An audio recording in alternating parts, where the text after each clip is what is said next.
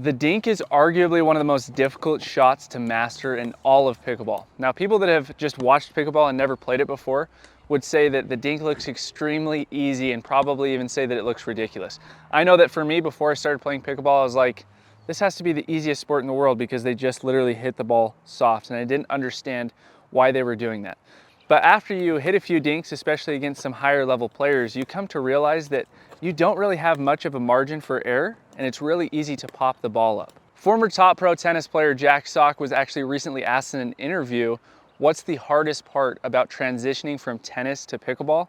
And he said, without a doubt, it's the dink.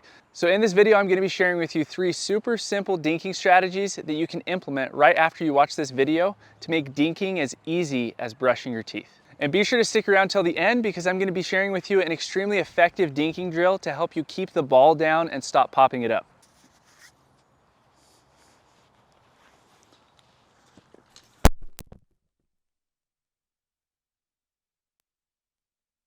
All right, so this first strategy is one of my favorite strategies to use to apply pressure on my opponents, and it's called pinching. I use this strategy all the time to get pop-ups for my opponents and just create errors when dinking the ball.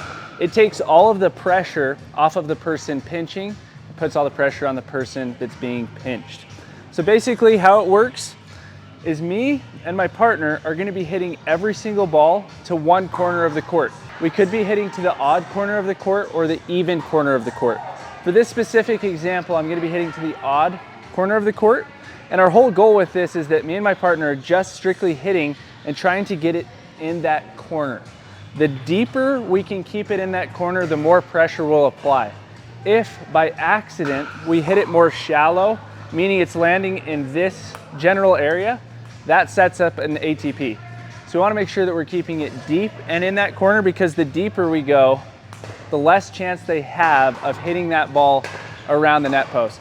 The higher up levels that you go, the easier it is for players to be able to hit that ball around the net post. So remember, if you're hitting shallow, you're going to be setting them up for an ATP, and you're not going to be implementing this strategy properly. So make sure you're actually trying to get that corner where the sideline meets the kitchen. So I'm just simply hitting every single dink towards that corner. And then what's really important in order to apply pressure and make the court feel extremely small, make them feel pinched, is that I'm hovering over the middle and I'm reaching in. Now their only option becomes to hit back to my corner, which is easier said than done. It's gonna be the most difficult shot for them to hit. It's gonna be really easy for them to hit the ball directly up the line to my partner. Chances are they're gonna pop it up to them. And then it gets progressively harder for them the further down that they move to try to hit that ball. So then the middle isn't as easy, and then obviously this far corner is the most difficult thing. So I'm hovering over the kitchen, my partner's hovering over the kitchen, and what will happen is they'll feel as though they have a ton of pressure on them because the court becomes smaller and smaller and smaller and smaller, and we continue to pinch them. I actually learned this strategy from Tyson McGuffin. Funnily enough, I was playing here with him at the Pickler, and he taught it to me by just simply doing it. And I was like, what is this thing he's doing? Because he was actually on the right side of the court, and he was hitting dink after dink after dink to this person over on the even side of the court, and he was hovering over the middle like something I've never seen before, taking balls out of the air. So I was like, okay, I'll hit to that corner too from this position. And so I did the same exact thing, caused an easy pop-up over and over and over again. And a lot of the time it'll just cause an error. So this is one of my favorite strategies to use to have a more consistent dink, because I'm hitting to the same exact location every single time. If I'm changing up locations with my dink, obviously I have a greater margin for error. But if I'm just keeping it to that same exact location like with this, my margin for error goes way down. So here are a few points of that strategy being implemented in gameplay.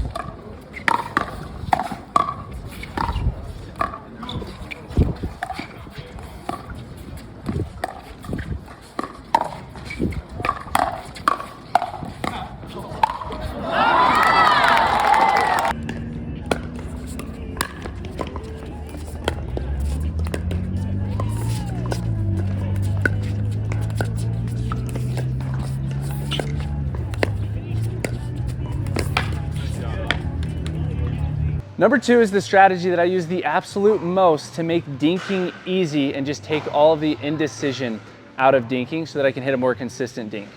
And that is the offensive dink or the off-pace speed up, same exact thing. So what it looks like, I'm gonna be getting a dead dink from my opponents. If you don't know what a dead dink is, it's any dink that is lobby and landing high. So it bounces and it kind of lobs up. It doesn't have a ton of spin. They're not hitting an offensive shot. They're just simply reaching and trying to get that ball back. As soon as I recognize this, it gives me a lot of time to be able to hit this shot. So remember, a dead dink, slightly lobby dink is coming towards us, and then I'm just hitting a ball at about 50% power, okay? For what a speed up normally is, I'm probably hitting a speed up at about 80% power in order for it to stay in. If you go up to 100%, chances are it's gonna go and hit the back fence or the back wall. So about 80% is a normal speed up. This one's about 50%. It could be a little bit less. You can change it up as much as you want. But essentially what's brilliant about it is that your opponents have 4 different decisions to make when you hit this off-pace speed up. Whereas when you hit an actual speed up, their decision is either to reset the ball or counter the ball. So they have 2 decisions to make. But when it's off-paced, they have 4 decisions to make. They can either let the ball bounce, back up, and dink the ball. They can dink the ball out of the air, they can reset the ball into the kitchen or block it into the kitchen, or they can speed up that ball / counter that ball. So they have 4 different decisions to make in comparison to 2. So it really gets the gears turning in your opponents and just automatically causes so many errors. And the best part about this play is that you can use it again and again and again and again, and still they'll have those 4 decisions to make no matter what. So you can totally give it away that you're doing it, yet they won't know if you're actually gonna speed up the ball hard, dink the ball, or do this off-paced speed up / offensive dink. The vast majority of the time, what your opponents will do is they will actually try to speed up or counter that ball. And what's great about this is because you hit it to a low position on them, they have to hit up because the net is in the way. So they have to hit upwards from there, and chances are this is gonna come directly to your strike zone, to which you can then put away. Since you're not giving them a ton of power by just simply hitting this at half pace, they have to create all the power. So their speed up on a ball that you hit 80% is gonna be a whole lot more difficult than a ball that you hit 50%, just like with this shot. And so they speed up the ball, they're trying to create all the power, and it gives you all the time in the world to just hit downwards on that ball, get it back of their feet, and instantly finish the point. If you don't finish the point, obviously you can just keep using this strategy within the same point. Change it up between an off-pace speed up and a normal pace speed up. So now here are a few examples of this off-pace speed up in match play.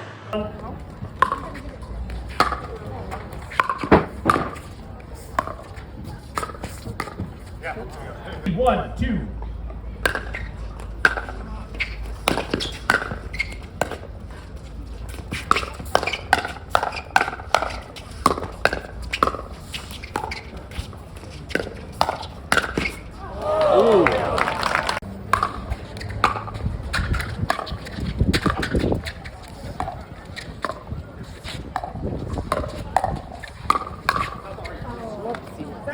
Strategy number 3 is what I like to call AL dinks, and nothing will make dinking easier than implementing this strategy. The normal position in which you'd be dinking is right at the kitchen line, and so what you're gonna do is maybe your dinks are off that day, okay? Dinking isn't easy, it's super difficult. So what you're gonna do is you're gonna take 2 steps back off of that line. So now you're gonna be in between mid-court and the kitchen line, and you're just gonna simply be hitting dinks from this position. Now, obviously your opponents could hit dinks shallow in the kitchen, so you'll come up, hit that dink, and then move back to this position. What this will do is it will help you while you're in the middle of a match to re-find your range so that you're not popping up the dinks. Because if you're popping up the dinks from this position, if you take a couple of steps back, now they're gonna be landing perfectly in the kitchen.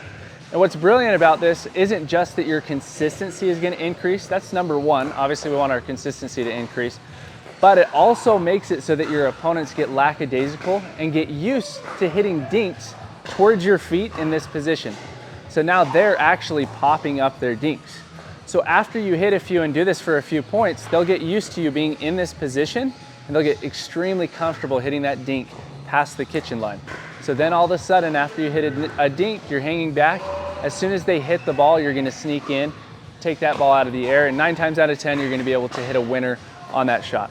So it doesn't only increase your consistency, by taking this step back, but it also gives you an opportunity to sneak in because your opponents are going to become lackadaisical and start popping up their dinks too to hit them back here at your feet. The reason that these are called AL dinks is because Annalie Waters is the person that I recognize did this first. If you ever watch a mixed match with her, you'll see that a lot of the time she's standing in this exact position hitting dinks. She's obviously going to be on the right side of the court since she's playing with Ben, but you get the general gist. She's standing back in between midcourt and the kitchen line hitting these dinks, and she implements that same exact strategy of sneaking in and taking these balls out of the air. One more added benefit to this is the fact that you have more time to react. Your opponents really aren't going to speed up the ball to you if they're smart, if you're a couple of steps back. I know this because I've done this with every single level, whether it's a 3-0 or it's a pro. If you stand back, they're way more likely to just continue dinking the ball over and over and over again. If they speed up this ball and I have all this time to react, chances are I'm coming out on top of that dink battle. So this has so many benefits to it, but if you ever have an off dinking day, you're popping up dinks, take a couple of steps back. Your opponents are gonna try to hit it at your feet. If they hit it short in the kitchen, you're coming up, dinking the ball, and then moving back to this position in between midcourt and the kitchen. So now let's check out some points of this happening in match play.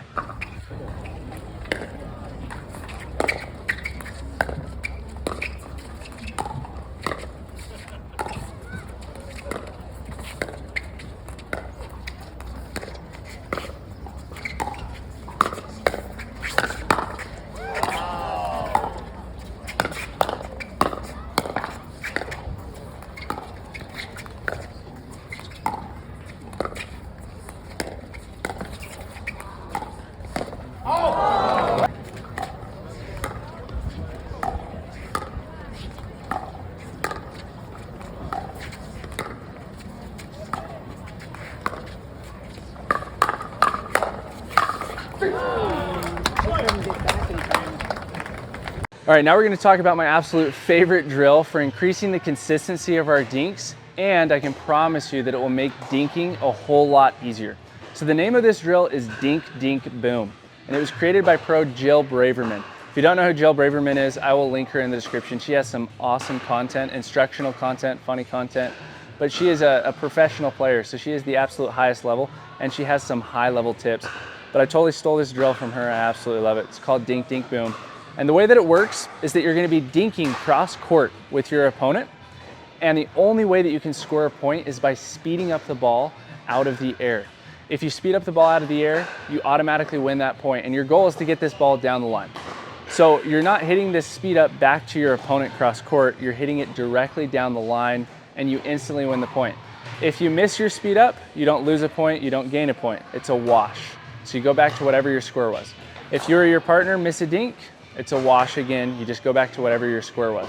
So this is a fantastic drill to do to really hone in your dinks and help you to be able to hit your dinks in a specific location, that location being the front half of the kitchen. The front half of the kitchen is the half of the kitchen that's closest to the net. Now, I'm not saying that it's a bad thing to hit to the second half of the kitchen or the back half of the kitchen, or even to hit your dinks past the kitchen line. It's not a bad thing at all. But if you want to make dinking easy, you have to be able to hit the front half of the kitchen whenever you want. It should be as easy as brushing your teeth, like I said before. And so this drill adds that added pressure and makes you feel like you're actually playing in a match because your opponent is continuously reaching in, trying to take that ball out of the air. And what you'll come to realize is that your dinking isn't as good as you think your dinking is because you can't get it into that front half of the kitchen very consistently. And then after a period of time, like 30 minutes of doing this drill, you'll see a noticeable improvement in your overall dinking consistency and your ability. Now, just like how I said before, obviously just strictly hitting to the front half of the kitchen isn't the most important thing, but if you want to be a consistent player, that's what you need to do. But there are hundreds of other drills that you can do to be able to practice your dinks in all aspects and getting them to every single location that you want, whether that's the front half of the kitchen or the back half of the kitchen. And if you want access to all these dinking drills, I actually created an app called the Pickleball Drills app that can help you to be able to improve your game through repetition, but also making sure that you're getting those reps with the correct technique and with the correct strategies in mind. So every single drill is dependent upon your level, whether you're a beginner, intermediate, or an advanced player.